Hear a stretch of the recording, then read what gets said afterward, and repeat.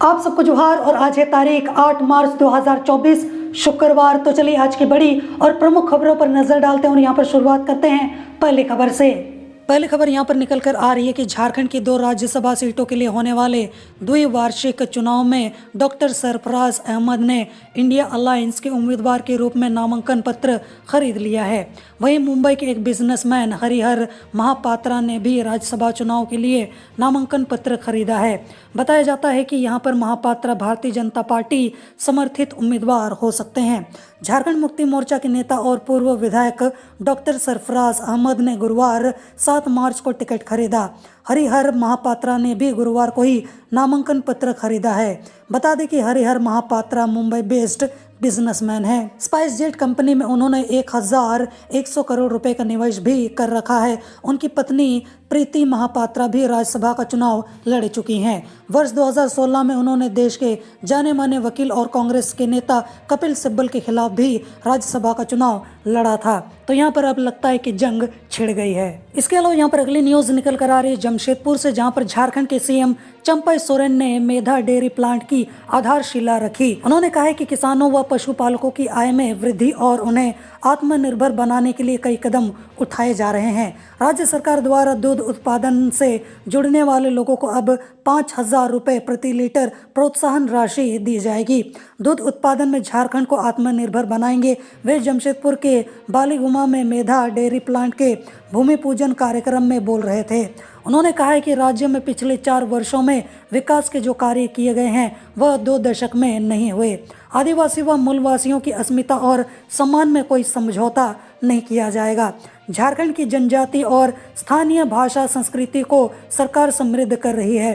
बेहतर शिक्षा से ही यहाँ पर बेहतर समाज और राज्य का निर्माण संभव है। इसके अलावा यहाँ पर अगली न्यूज निकल कर आ रही है, जहाँ पर बाबूलाल मरांडी ने कहा है कि झारखंड में कानून व्यवस्था चौपट हो गई है।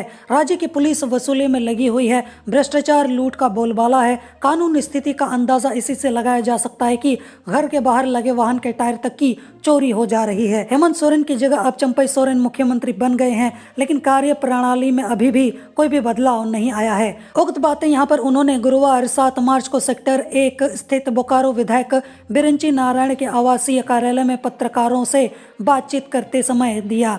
यहाँ पर उन्होंने कहा है कि भ्रष्टाचार के कारण ही पूर्व सीएम हेमंत सोरेन आज जेल में बंद है। ताबड़तोड़ ट्रांसफर पोस्टिंग हो रही है। झारखंड में विधि व्यवस्था पूरी तरीके से फेल है। इसके अलावा यहाँ पर अगली न्यूज निकल कर आ रही गुमला से, जहाँ पर अंतर्राष्ट्रीय महिला दिवस से एक दिन पहले गुरुवार को झारखंड के गुमला जिले के बसिया प्रखंड में एक विक्षिप्त महिला से सामूहिक दुष्कर्म का मामला सामने आया है। दुष्कर्म का वीडियो भी वायरल कर दिया गया है। सूचना मिलते ही पुलिस ने त्वरित कार्रवाई करते हुए मुखिया विकास इंदवार सहित 9 आरोपियों को गिरफ्तार कर लिया है। सभी आरोपियों को पूछताछ के बाद जेल भेज दिया गया है। पीड़िता को पुलिस ने अपनी सुरक्षा में रखा है। इसके अलावा यहाँ पर अगली न्यूज निकल कर आ रही है कि झारखंड के पूर्व सीएम हेमंत सोरेन की न्यायिक हिरासत 14 दिनों के लिए बढ़ा दी गई है। अब वे यहाँ पर 21 मार्च तक होटवार जेल में रहेंगे। ईडी कोर्ट में न्यायिक हिरासत की अवधि पूरी होने पर गुरुवार को उनकी पेशी हुई। वीडियो कॉन्फ्रेंसिंग के माध्यम से पीएमएलए के विशेष अदालत में उन्हें पेश किया गया। इसके साथ ही राजस्व कर्मचारी भानु प्रताप की भी न्यायिक हिरासत बढ़ाई गई है। बता दें कि जमीन घोटाले से जुड़े मनी लॉन्ड्रिंग केस में वे फिलहाल न्यायिक हिरासत में हैं। इसके अलावा चलिए जान लेते हैं झारखंड के मौसम का हाल, वो भी आने वाले 4 दिनों का, जहां पर बोला जा रहा है कि झारखंड में आने वाले दिनों में तापमान जो है वो किस तरीके से होगा और किन जगहों पर बारिश होगी और कितना तापमान बढ़ेगा, इस पर मौसम विभाग का जो अपडेट है वो आ गया है। भारत मौसम विज्ञान विभाग के रांची स्थित मौसम केंद्र ने गुरुवार को बताया है कि झारखंड के दक्षिणी तथा उससे सटे भागों में कहीं कहीं गरज के साथ बारिश हो सकती है। मौसम केंद्र के प्रमुख ने यहाँ पर बताया कि दक्षिणी उड़ीसा में साइक्लोनिक सर्कुलेशन बना हुआ है। वहीं पश्चिमी विदर्भ से यहाँ पर उत्तरी तमिलनाडु में समुद्र तल पर एक ट्रफ बना हुआ है। इसका असर आने वाले दिनों में देखने को भी मिल जाएगा। मौसम वैज्ञानिक ने यहाँ पर बताया कि झारखंड में अगले 3-4 दिन तक अधिकतम तापमान में कोई बड़ा बदलाव देखने की तो संभावना नहीं है। इसके बाद यहाँ पर अगले 2 दिनों में इसमें यहाँ पर 2 से 3 डिग्री सेंटीग्रेड की वृद्धि हो सकती है। इसके अलावा यहाँ पर अगली न्यूज निकल कर आ रही हजारीबाग से, जहाँ पर झारखंड कांग्रेस प्रभारी गुलाम अहमद मीर ने कहा है कि झारखंड में इंडिया गठबंधन लोकसभा की सभी 14 सीटों पर चुनाव लड़ेगा। कांग्रेस कांग्रेस, झुम्मो, राजद और वाम दलों का यहाँ पर मजबूत गठबंधन और उनके उम्मीदवार चुनाव मैदान में होंगे।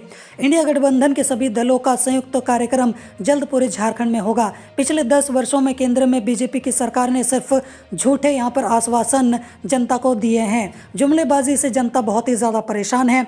उन्होंने कहा है कि हजारीबाग लोकसभा सीट से उम्मीदवार की घोषणा 2-4 दिनों में हो जाएगी। कांग्रेस पार्टी की हजारीबाग लोकसभा स्तरीय बैठक में वे गुरुवार को हुरहुरु रोड स्थित एक स्थानीय होटल में बोल रहे थे इन सभी बातों को लेकर, और साथ ही कांग्रेस कमेटी के पदाधिकारी और वरिष्ठ कार्यकर्ताओं से उम्मीदवार को लेकर उन्होंने विचार विमर्श भी किया है। इसके अलावा यहाँ पर अगली न्यूज निकल कर आ रही कि झारखंड के मुख्यमंत्री चंपई सोरेन ने राजधानी रांची में 2454 अभ्यर्थियों को नियुक्ति पत्र वितरण किया। मुख्यमंत्री ने गुरुवार को रांची के धुरवा स्थित शहीद मैदान में आयोजित कार्यक्रम में नियुक्ति पत्र का वितरण किया है। और अगर बात करें यहाँ पर किन लोगों को नियुक्ति पत्र मिला है, तो यहाँ पर 1250 उच्चतर माध्यमिक विद्यालयों के स्नातकोत्तर प्रशिक्षित शिक्षकों को नियुक्ति पत्र मिला है। इसके अलावा लगभग यहाँ पर 1500 कानीय अभियंताओं को यहाँ पर नियुक्ति पत्र मिला है। इसके अलावा 34 खान निरीक्षकों को नियुक्ति पत्र मिला है। इसके अलावा 15 पाइपलाइन निरीक्षकों को नियुक्ति पत्र मिला है।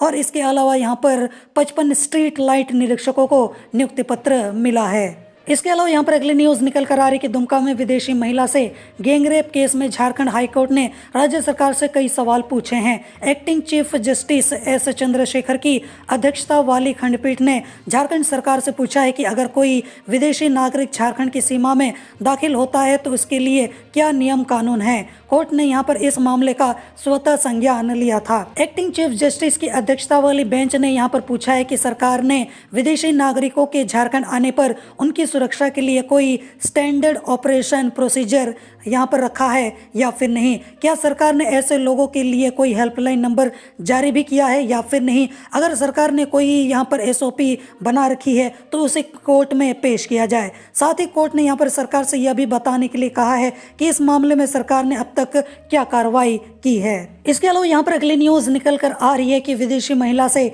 गैंगरेप केस में यहाँ पर गुरुवार को झारखंड हाई कोर्ट ने इस मामले में सुनवाई करने के बाद सरकार से कहा है कि वह 13 मार्च 2024 को इस मामले में अपना जो जवाब है उसको कोर्ट में दाखिल करे। और यहाँ पर बता दें कि 1 मार्च 2024 को दुमका जिले के हंसडीहा के एक गांव में सुनसान जगह पर बैलेट से विश्व भ्रमण पर निकली महिला से नशे में धुत 7 बदमाशों ने सामूहिक यहाँ पर दुष्कर्म किया था। इसके अलावा यहाँ पर अगली न्यूज निकल कर आ रही कि कोल्हान विश्वविद्यालय के परीक्षा विभाग की और से बुधवार को प्रथम वर्ष अंडर ग्रेजुएट प्रोग्राम के प्रथम सत्र 2023 से 27 की परीक्षा तिथि जारी कर दी गई है। बताया जाता है कि यहाँ पर सत्र 2023 से 27 के कोर्स का संचालन NEP के मानकों के अनुसार होगा। इस परीक्षा में रेगुलर व बैकलॉग श्रेणी के परीक्षार्थी शामिल होंगे। परीक्षा 2 से 30 अप्रैल तक चलेगी। प्रथम पाली की परीक्षा सुबह 9 से 12 बजे तक और द्वितीय पाली की परीक्षा अपराह्न 1:30 बजे से संध्या 4:30 बजे तक की होगी।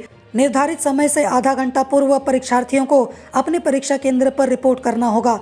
विद्यार्थी कॉलेज की वेबसाइट से अधिक जानकारी प्राप्त कर सकते हैं। इसके अलावा यहाँ पर अगली न्यूज निकल कर आ रही कि NEP कार्यक्रम के अंतर्गत संचालित first year undergraduate programme के सत्र 2022 से 26 की जो परीक्षा तिथि है उसकी घोषणा कर दी गई है। यह परीक्षा 30 मार्च से 29 अप्रैल तक चलेगी। परीक्षा की प्रथम पाली सुबह 9 से 12 बजे और द्वितीय पाली अपराह्न 1:30 बजे से शाम 4 बजे तक होगी। इसके अलावा यहाँ पर अगली न्यूज निकल कर आ रही कि कोल्हान विश्वविद्यालय के परीक्षा विभाग की ओर से बुधवार को MA सेकेंड सेमेस्टर के सत्र 2022 से 24 की जो परीक्षा की तिथि है उसको जारी कर दिया गया है। यह परीक्षा 3 अप्रैल से शुरू होकर 13 अप्रैल तक होगी। परीक्षा केवल एक पाली यानी कि अपराह्न 1 बजे से संध्या 4 बजे तक होगी। इसके अलावा यहाँ पर अगली न्यूज निकल कर आ रही है कि कोल्हान विश्वविद्यालय की परीक्षा विभाग की ओर से बुधवार को सत्र 2022 से 24 B.Ed कोर्स के सेकेंड सेमेस्टर की परीक्षा 3, 6 और 8 अप्रैल को होगी। 3 अप्रैल को जो परीक्षा है अपराह्न 1 बजे से शाम 4 बजे तक होगी। वहीं 6 और 8 अप्रैल को होने वाली परीक्षा अपराह्न 1 बजे से 2:30 बजे तक होगी। इसके अलावा यहाँ पर अगली न्यूज निकल कर आ रही है कोडरमा झुमरी तलैया से, जहाँ पर कोडरमा रेलवे स्टेशन से कुछ ही दूरी पर रेलवे ओवर ब्रिज के समीप पुल संख्या 393/6 के समीप रेल लाइन पार करने के क्रम में एक महिला व पुरुष की मौत ट्रेन की चपेट में आने से हो गई। घटना यहाँ पर लगभग शाम के 6:20 की बताई जा रही है और बताया जा रहा है कि महिला पुरुष पति पत्नी थे, कचरा बीनने का काम भी किया करते थे। हालांकि इसकी आधिकारिक पुष्टि जो है वो फिलहाल नहीं हो पाई है। इसके अलावा यहाँ पर अगली न्यूज निकल कर आ रही गुमला से, जहाँ पर एडीजे वन दुर्गेश चंद्र अवस्थी की अदालत ने गुरुवार को दुष्कर्म के दोषी घाघरा प्रखंड के तारागुट्टू गांव निवासी दीपक गोप को धारा 376 के तहत 10 साल की सजा व 50,000 रुपए का जुर्माना लगाया है। जुर्माना की राशि नहीं देने पर 2 साल अतिरिक्त यहाँ पर सजा भुगतनी पड़ सकती है। अपर लोक अभियोजक मोहम्मद जावेद हुसैन ने यहाँ पर पैरवी की है। दर्ज प्राथमिकी में कहा गया है कि युवती की जो आरोपी है उससे पहले से जान पहचान थी। उसने शादी का झांसा देकर कई बार यौन शोषण भी किया, जिससे वह गर्भवती भी हो गई और उसका जबरन गर्भपात करा दिया गया और शादी से इनकार कर दिया गया। इसके अलावा यहाँ पर अगली न्यूज निकल कर आ रही है सरिया गिरिडीह से, जहाँ पर गिरिडीह की सरिया पुलिस ने यहाँ पर झंडा चौक के समीप गुरुवार की सुबह 40 टन पिग आयरन से लदे ट्रक को यहाँ पर जब्त कर लिया गया है। इस पिग आयरन का बाजार मूल्य 13 लाख रुपए बताया जा रहा है। जब्त ट्रक को यहाँ पर सरिया थाने ले जाया गया। इसके अलावा यहाँ पर अगली न्यूज निकल कर आ रही है कि झारखंड सरकार ने पोस्टिंग का इंतजार कर रहे 31 डीएसपी और प्रोन्नति पाकर इंस्पेक्टर से डीएसपी बने 78 यानी कि कुल देखा जाए तो 151 अफसरों की पोस्टिंग कर दी है। वहीं दूसरी ओर डीएसपी रैंक के 42 अधिकारियों का तबादला कर दिया गया है। इससे संबंधित अधिसूचना गृह विभाग ने भी जारी कर दी है। इसके अलावा यहाँ पर अगली न्यूज निकल कर आ रही है कि रांची विवि प्रशासन ने वर्ष 2023 में आयोजित पीएचडी नामांकन में बची हुई लगभग 68% सीटों सहित अन्य नई सीटों को मिलाकर पीएचडी प्रवेश परीक्षा 2024 लेने का निर्णय लिया है। परीक्षा अप्रैल के अंतिम हफ्ते में होगी। परीक्षा में शामिल होने के लिए फॉर्म आदि भरने का कार्य शीघ्र शुरू किया जाएगा। इस परीक्षा में पीजी सेमेस्टर 4 सत्र 2022 से 24 के परीक्षार्थी भी यहाँ पर शामिल हो सकेंगे। इसका जो रिजल्ट है वो मई 2024 में निकालने की संभावना है। इसके अलावा यहाँ पर अगली न्यूज निकल कर आ रही कि सभी रेंज डीआईजी अगले 10 दिनों में न्यायालय में सुरक्षा व्यवस्था का औचक निरीक्षण करेंगे। इस दौरान पाई गई कमियों की यहाँ पर विस्तृत रिपोर्ट पुलिस मुख्यालय को समर्पित करेंगे, जिससे उन्हें दूर करने की दिशा में कार्रवाई की जा सके। यह आदेश बुधवार को एडीजी अभियान डॉक्टर संजय आनंद राव लाटकर ने दिया है। उन्होंने राज्य में हाईकोर्ट से लेकर जिले में स्थित कोर्ट और जजों की सुरक्षा को लेकर बैठक की। बैठक में वीडियो कॉन्फ्रेंसिंग के जरिए सभी जिलों के एसपी, रेंज डीआईजी और जोनल आईजी शामिल हुए। बैठक में अदालतों की सुरक्षा के लिए विजिटर्स मैनेजमेंट सिस्टम लागू करने पर सहमति बनी है। इसके अलावा यहाँ पर अगली न्यूज निकल कर आ रही कि राज्य मंत्री परिषद ने Jharkhand food and feed processing industry policy 2024 की स्वीकृति दे दी है। फूड एंड फीड प्रोसेसिंग उद्योगों के प्रोत्साहन और संवर्धन के लिए राज्य में एक विस्तृत और एकीकृत नई नीति की जरूरत थी। यह महसूस किया जा रहा था कि कृषि, हॉर्टिकल्चर, इसके अलावा मत्स्य पालन, पशुपालन और मीट प्रोसेसिंग से संबंधित क्षेत्रों में वैल्यू एडिशन की संभावनाएं हैं। ऐसे में अर्थव्यवस्था प्रति व्यक्ति आय में वृद्धि के लिए नया पॉलिसी बनाया गया है। इसके अलावा यहाँ पर अगली न्यूज निकल कर आ रही कि राज्य मंत्री परिषद ने तय किया है कि आंगनबाड़ी केंद्रों में सेविकाओं के स्तर पर स्थानीय रूप से अंडे का क्रय होगा। इसका मूल्य 6 रुपए तक तय किया गया है। वहीं झारखंड सेवा संहिता में संशोधन करते हुए चाइल्ड केयर लीव की स्वीकृति दी है। इसके तहत 2 बच्चों के पालन के लिए 730 दिनों की छुट्टी पर सहमति दी गई है। यह महिला कर्मियों की लंबे समय से मांग थी। यह लाभ अकेला पुरुष जिनकी पत्नी ना हो और बच्चे को वही पालता हो उसे भी दिया जाएगा। बच्चे की आयु 18 वर्ष से अधिक नहीं होनी चाहिए। इसके अलावा यहाँ पर अगली न्यूज निकल कर आ रही है कि टाटा स्टील ने जमशेदपुर और Tata steel utilities and infrastructure services limited, जिसको पहले जुस्को के रूप में जाना जाता था, ने आदितपुर समेत सरायकेला खरसावां जिले में बिजली को यहाँ पर महंगा करने का एक बार फिर से आवेदन दिया है।